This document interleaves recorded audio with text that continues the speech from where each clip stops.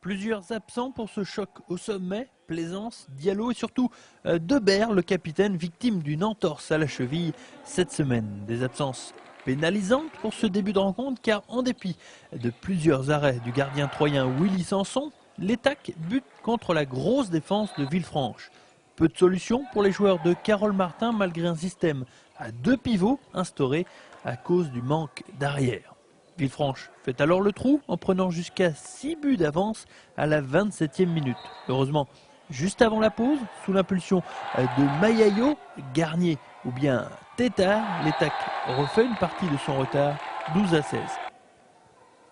Au retour des vestiaires, l'équipe est totalement transfigurée et en un coup de cuillère à peau, l'avantage pris par Villefranche en première période fond comme neige au soleil.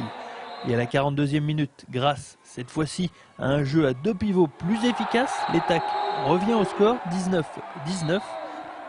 À l'image de son capitaine Garnier, les Troyens sont survoltés et combinés aux arrêts décisifs de Sanson, l'Étac passe devant 24-22, cette fois-ci sous l'impulsion des arrières Mayayo et Méliès. Villefranche toutefois ne va rien lâcher, l'équipe visiteuse reste dans les roues, 28-27 à la 57e, malgré encore une fois un Sanson en état de grâce. Les Aubois vont malgré tout laisser échapper la victoire à 1 minute de la fin. Villefranche va en profiter en se montrant plus lucide dans la conclusion.